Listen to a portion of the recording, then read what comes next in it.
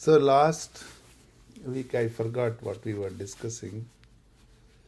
Um, we were discussing some concept. I completely forgot. Anyways, so before that we kind of touched on a little harder subject about the action. See, when it comes to the, what should I say, spiritual actions, lack of a better word. So when in Indian tradition, it is called Nama Japa, means chanting the name of the Lord. Chanting is done verbally and vocally. It's a vocal cords playing, right? So it's at a physical level. I mean, there is some mental emotion involved in it, but yet it's at the physical level or emotional level. And then the sort of contemplation is at the mental level. I'm deliberately using the contemplation instead of meditation because contemplation is done at the mental level. So they say from a physical level to the mental level is little higher state. From mental level, if you transcend into a conscious state, it is a much higher state. So that is what the meditation is about. A lot of times we think meditation at a mental level as an activity, then it is not meditation, it is contemplation. Because it's only done at the mental level. But once we transcend into a conscious state, which is above the mental level, then it becomes meditation. That's why we start meditation as an activity, but we transcend into an inactivity. There is a verse in Bhagavad Gita. I mean, I'm trying to explain this verse to many people. I mean, I would have explained this to at least 100 people. And guess what? No one got it. So, and today I'm touching on it again. See, because it says, those who see action in inaction, INACTION, inaction means no action. Those who see action in inaction, and those who see inaction in action. Inaction means no activity, no action in action. So you have to use the spaces correctly. So those who see action in inaction, and those who see inaction in action. So those who see action in no action, and those who see in no action, action. So which is superior? So those who see inaction in action, so no action in action, is a superior thing. That means though they are doing lot of activity, internally they are connected with the essence. And Daji tried to explain this. I mean, he did not exactly pick the same words, but he used a different concept to explain it. When you are looking at a wheel spinning at a higher speed, if you look at the center of the wheel, it feels as if it is not moving. But as you go to the, towards the outer side of the wheel, you see the wheel is spinning faster. If you look at the center, there is no, it feels as if it is still. This is what it means, seeing no action in action. Okay. So when you go to the center, it becomes still. When you go to the outer, it is spinning faster. Okay. So If you are connected to the center, this means your inner essence. Even though there is a lot of activity, it doesn't feel like an activity. So that means this whole concept of, I've been talking about it for a while, being available for this inner essence, for the grace to descend on us. We pray a lot. I'm praying to the Lord, please Lord help me. Okay. We are praying hard and we are not lacking any devotion in that prayer. We are not lacking any ask. We are not lacking anything there. You know what we are lacking? When the Lord is ready to respond, we are not there to listen. We are not there to receive. We are praying hard, but we are not receiving. So how does that help? You see the point there? So that is why in all activity, we have to find that inaction. Means I must be available for that grace to descend. I must be available for my prayers to be answered. You see the point there? If I am not available, I can pray hard, I can meditate 100 years, 1000 years if I can keep myself alive. Today, recently last week they have done an experiment, ER100, where they modify our genomes to become young, the gene modification. So I can keep myself young forever and meditate, but still, if I am not available, that meditation goes waste. Okay. So that's why this whole spiritual practice is not about focus, concentration, not about engaging in some activity, so-called activity called meditation, cleaning, prayers, constant remembrance.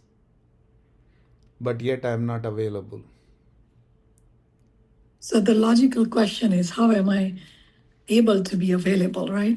So you, in action, in the the spinning wheel, go to the center. Means center yourself. Your consciousness should be always centered.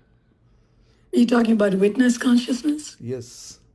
Okay. So you must be always working through that witness mind, witness consciousness.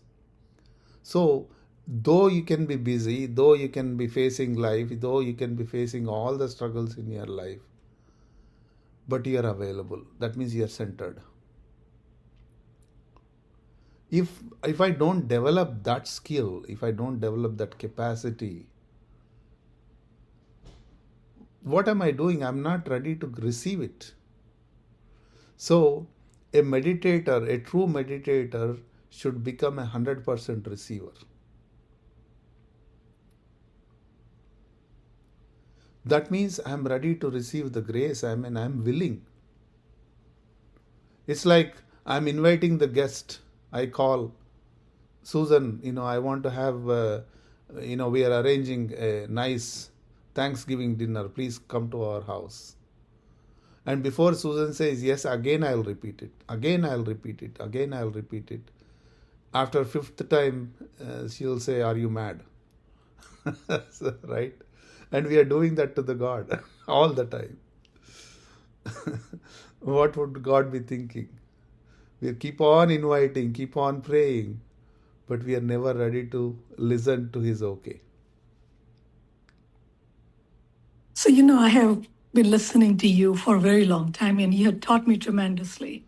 There is a huge difference in the message I get from your speaking versus anybody else in heartfulness. There is a blind faith and prayers, and it's not about what I can do, what Master can do. Yes. There is nothing about witness consciousness. There's nothing about my role in it. The only thing everybody talks about is just blindly have a faith and pray and just constantly remember the Master. Yeah, I The mean, piece about the witness consciousness is totally missing, even when other folks read the literature. So, what's going on with that? I don't know. I mean, I'm reading the same literature. Right. It is all about what you want to hear. Maybe. It's all about what you want to hear. See, the problem is we are always translating to our state. We are never going to the state from where these words are coming. We are always translating to our state. So if I'm translating into my own state, my interpretation is changing.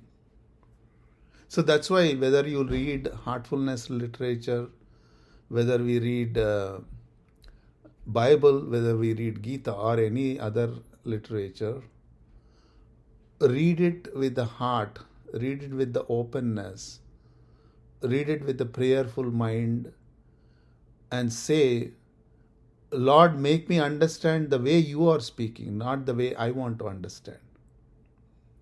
Then the whole meaning changes. I'm going to try that. Yeah, the whole meaning changes because then you are listening to something where the words are coming from, because otherwise it's my own interpretation. And then you hear the word, oh, have faith, and you have your own translation of what that faith means. But the guy who is saying have faith probably means completely different. But we are translating into our own language, our own understanding what that faith means, and we are applying that faith always incorrectly. I don't understand how you can get away from that, from seeing things through your own lenses and filters, through your own experiences. How do you know or envision what the intention of the person who wrote So that text? this is where the listening to the heart comes into the picture. Listening from the mind, because I'm basing it on my own experience, my own understanding. So when I prayerfully, I'm ready to absorb it, then the message completely, we hear it differently. So it's a practice, it's a conscious effort. Like, I see Alicia joined. It's like Alicia was talking about conscious eating, mindful eating. It's like you're taking some time before even you put that food into your mouth. It's not just gulping. You're paying attention to what's happening, that whole activity. Same thing here. Right? So it's all about bringing the consciousness into our state. Like I said, I started verbal chanting, verbal praying is always at the physical level, and the contemplation at the mental level, but the meditation is at the conscious level. That's why meditation is not an activity which you participate for that half hour. Meditation becomes your way of life. That means it is 24 hours. But in that 24 hours where you're giving a dedicated time for it to build for the 24 hours, that is what we call it as a practice of meditation. Then we are living meditation 24 hours, we are practicing meditation half hour. There's a difference. So then everything you read through a meditative mind, you are listening to the person rather than you are interpreting in your own understanding. Then the whole meaning changes.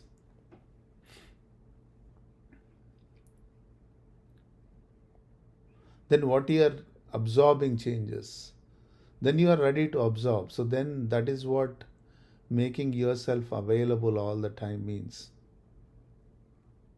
I see people, who are working very hard, volunteering, especially in heartfulness, or I've seen it in many other organizations. People are giving their lives 24 by 7. They're working, they're busy, they're completely occupied, but they're not available. So they're not reaping the fruit of their volunteering hours. God is always there to give, but I am not available to receive. So if you're having thoughts, then you're unavailable then, correct? It's not about thoughts. That's why I said this whole point about seeing inaction, no action in action. So that's the whole point. So when I'm busy, but I'm not busy. I'm occupied. I'm still available. I'm indulged, but I'm still ready to engage. So if my conscious part of me is always available. I might be mentally busy. I might be physically busy. So then I am ready to receive. So the whole process of meditation is about making myself available to receive. So when I receive, I become. What am I receiving? Whatever I am receiving, that is what I become. That's the whole dictum, principle of meditation. If I am receiving His grace, the grace I become. If I am receiving His love, the love I become. So that's why whatever we have become today is based on what we have received so far.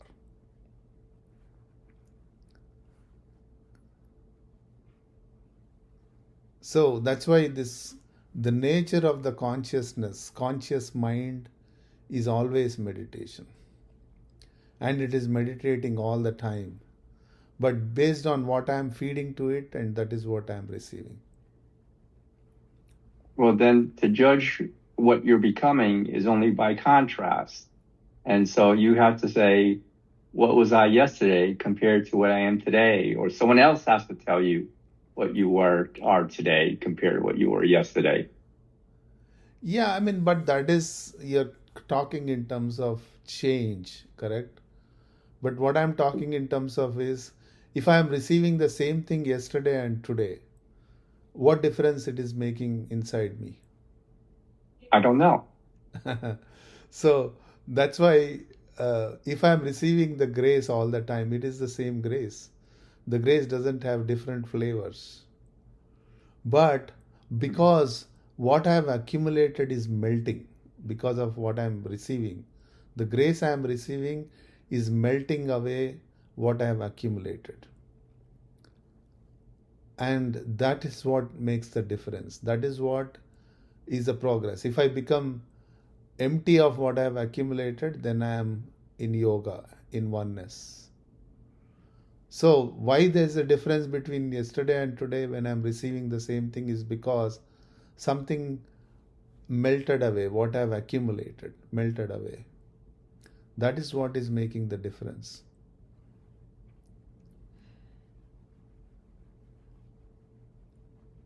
See? So these things, are very subtle.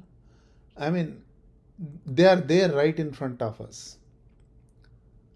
So there is, in one of the chapters in Bhagavad Gita, it says the yoga of the secret yoga. So I, like in my statement to that, the topic is that it is secret because it's right in front of you, but you are not seeing it. It is not hidden. It is right in front of you, wide open. It is kept in wide open. But yet we are not seeing it. Yet we are not finding it. So God is not a secret. It is always right in front of us. But yet we are not seeing it because we have a different perception of it.